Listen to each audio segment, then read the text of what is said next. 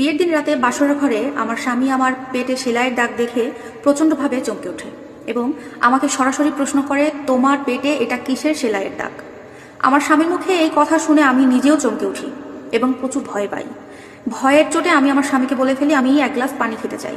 তখন আমার স্বামী আমাকে এক গ্লাস পানি এনে দিল। আমি চুপ করে শান্ত মেয়ের মতো এক গ্লাস পানি খেয়ে নিলাম।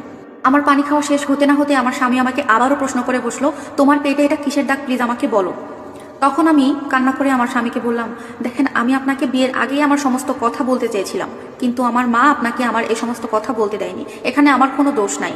আমার মা আপনাকে কিছুতেই এগুলো বলতে দেয়নি। আমাকে বলেছে বিয়ের পর সমস্ত কিছু বলবি, বিয়ের আগে কিছুই বলবি না। তখন আমার স্বামী আমাকে আবারও জিজ্ঞেস করছে, তোমার সাথে এক্স্যাক্টলি কি হয়েছে আমাকে এখনই খুলে বলো, আমি আর দেরি করতে পারবো না। তখন আমি আমার স্বামীকে ভয়ে ভয়ে বলতে লাগলাম, আসলে আমি আমার বিয়ের আগে প্রায় 2 থেকে 3 বছর আগে একটা ছেলের সাথে রিলেশন করেছিলাম। খুব বেশি ভালোবাসতাম ওই ছেলেটাকে। ওই ছেলেটা আমাকে যা বলতো আমি অনেকটা তার কথা শুনে চলার চেষ্টা করতাম। আসলে বেশি ভালোবাসলে যা হয়। তো একদিন সেই ছেলেটার জন্মদিন প্রোগ্রাম থাকে, তো আমাকে খুব জোর করে ইনভাইট করে, আমাকে রিকোয়েস্ট করে আমি যেন তার জন্মদিনের পার্টিতে যাই।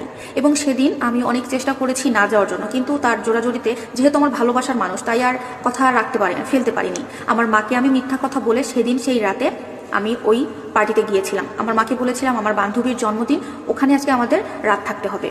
তো সেদিন আমি আমার বাড়িতে আমার মা বাবাকে মিথ্যা কথা বলে আমার ভালোবাসার মানুষের কাছে গিয়েছিলাম জন্মদিনের কেক কাটার জন্য। ও আমাকে বারবার বলেছিল, তুমি যদি না আসো আমি জন্মদিনের কেকটা